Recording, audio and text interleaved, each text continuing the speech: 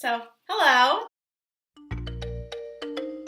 I really didn't know what to do for the second video, but I kind of just came up with random ideas as always.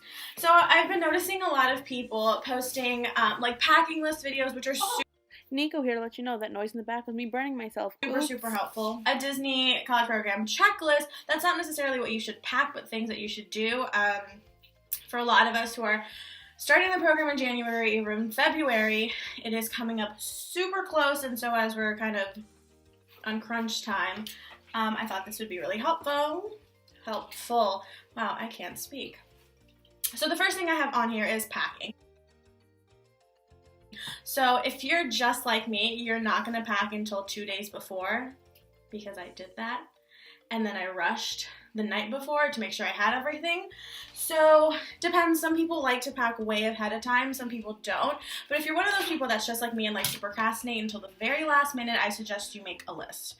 Because you're not going to really know what you need. Even if you've seen the videos, you're kind of going to be stressing about, hey, what should I bring? What shouldn't I bring? What am I going to need?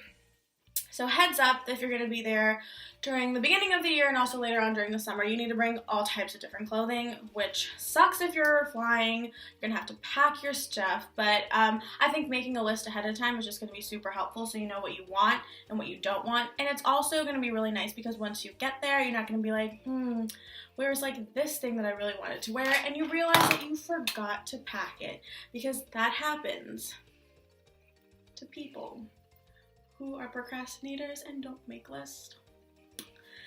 So just keep that in mind. Also, I don't know, depends on some people. I feel like some people bring so many clothes to go out in. Some people bring like way too like casual clothes. Bring a nice mix of both. You want something that's comfy that you're gonna be able to like lounge around in, something that you can wear to the parks to be just, you know, comfortable walking around.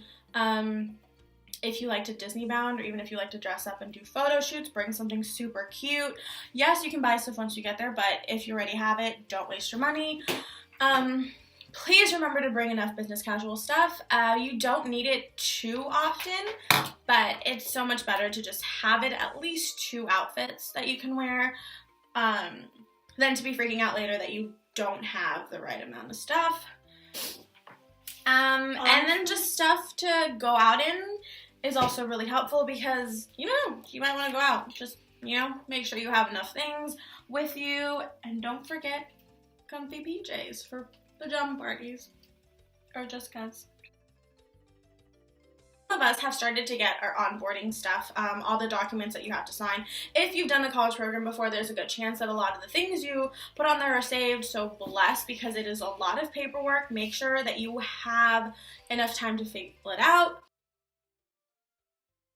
I can't speak today. Make sure you give yourself enough time when you have all the paperwork.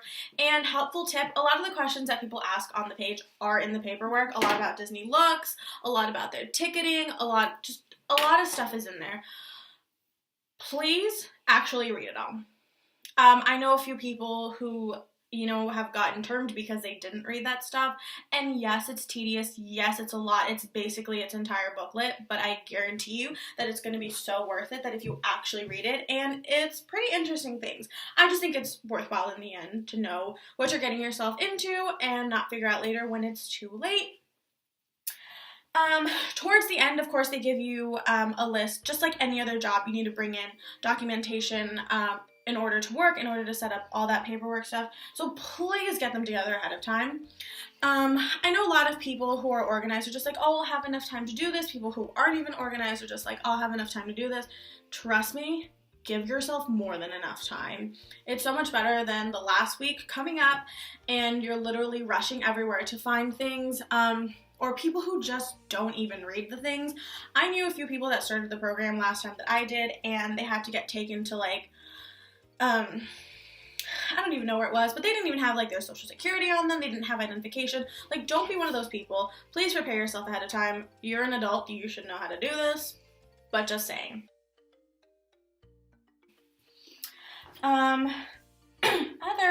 a little more fun stuff is, a lot of people have a DCP bucket list. I've never had one because I'm kind of, a mess, and I don't think I could actually write down everything I wanted to do. But if you do research, if you know what you want to do in every single park, every single resort, even Disney Springs, go ahead and do it. Start it now.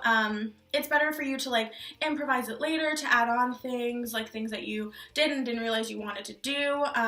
But if you definitely have a set amount of things that you really would like to see and like to do, or places that you'd like to eat, because there's so many places, do it ahead of time. So, I mean, for some people at least, that's the way that they get enough out of their program. The next thing would be talk to your roomies. I know some people are going random, so they can't really talk to roomies. So I guess this extends into just make friends while you can. I know it's super scary to sometimes talk to people online, but I guarantee you that it's worth it. You meet a lot of people you like, you learn who to avoid, and it's just going to be so much more fun once you actually get there and you have time to hang out. And let's say you went random on your roomies, you don't know them, you don't get along with them, or they made other friends. You also have friends. If you get along with your roomies, you just have even more friends. There's no such thing as too many friends. But when it comes to your roomies, you're going to be living with these people for quite a long time. It's probably better for you to just make friends with them, try and get along, find something that you all can do together. With each individual one, find something that you have in common, and, you know, make plans once you get down there. It's just, you know, some people aren't the planning type. I know I'm definitely not, but I already love my roommates. They're all super sweet girls. They're all super fun, and I just think it makes it a lot easier once you get there if you have communicated before. It's definitely weird learning to live with a set of new people. They become a part of your daily life, and I just think it's so much smarter and so much better to actually get along with them. Not everyone does roommate gifts, so don't worry about it if you're not doing those, but if you are, now is definitely the time to like get them done, order them, whatever you're gonna do. I know my roomies and I, after finals week is over, we really want to do like a Google Hangout. Like, honestly, it just won't kill you to get to know people. But yeah, trust me, in the long run, it's going to be so much better if you just get to know your roommates. So when you guys meet, it's not like you're meeting strangers. It's like, you know, just finally meeting a friend that you've made. The next thing, I've seen a lot of people post about, hey, what do you guys ask for Christmas that's like DCP related that I'm going to need? Or people who are doing going away parties, which is super cool. And sometimes people want to bring you things, especially their family members. There's definitely a lot of things that you can ask them to buy for you. However, I just think that, like, even if you're driving, even if you have enough space in your car, it's sometimes really hard to fit so many things in your car, to organize it. Sometimes it's stressful, it's a headache. So don't be afraid to ask for gift cards. Whether it be gas gift cards if you're driving, that would be super helpful. Grocery, you could even do like Target, Walmart. The buses will actually take you to those places, to Walmart, I believe. There's a few restaurants on like days that you don't feel like, you know, cooking or anything that you could ask for gift cards to. You could ask for Disney gift cards. Burnt myself again. Oops. Are you dying over there? I'm so hot. Yeah, so for any of that stuff, asking for gift cards that include gas, food, you know, just clothes, just anything. You can buy a lot of the supplies once you get there. So you don't have to worry about bringing everything with you. And sometimes it's really nice to communicate with your roommates on what everyone else is bringing, especially for common room areas. You don't want to have like 3 different toasters or like 2 different unused TVs.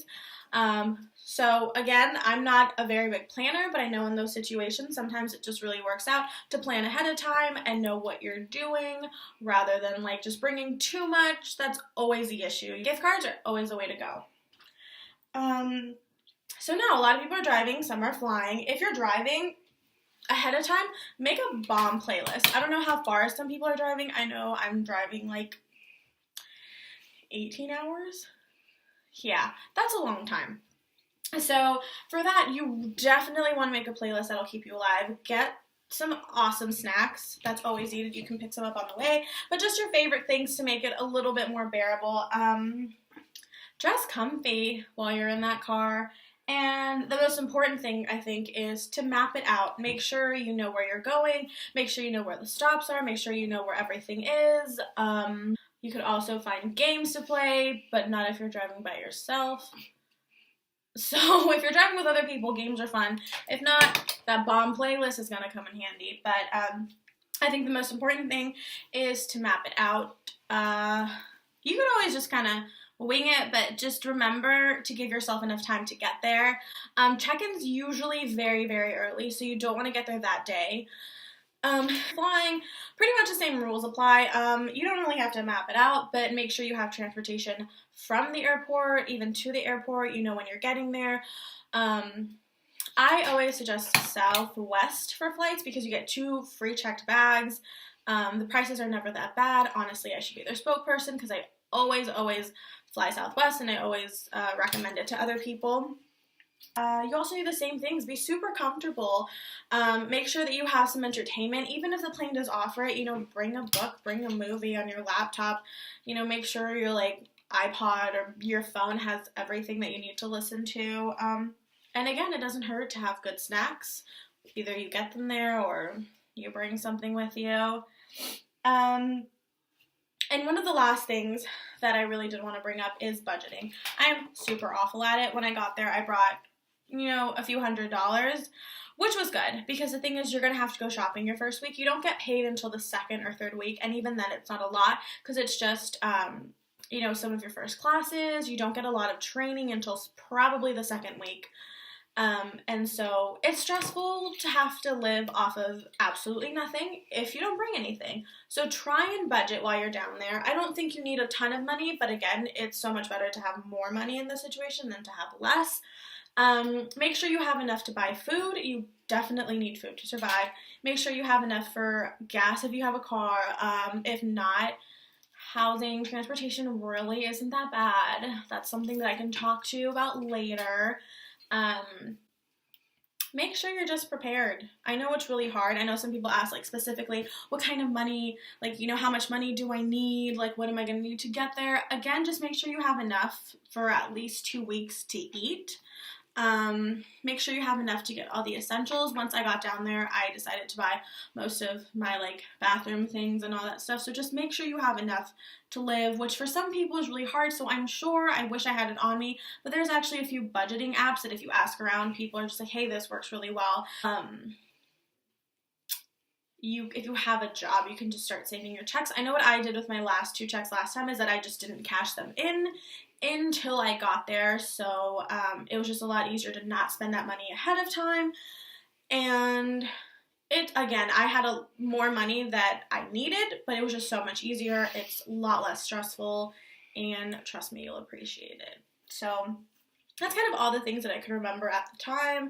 Again, there's a lot of people who are wondering what should I bring, you know, whether it's shoes, clothes, like bedding, stuff for, you know, the common area, stuff for the bedroom and bathroom and all that stuff. And I'm sure there's plenty of videos out there. It's a lot of stuff that's stressful. I might make one later on.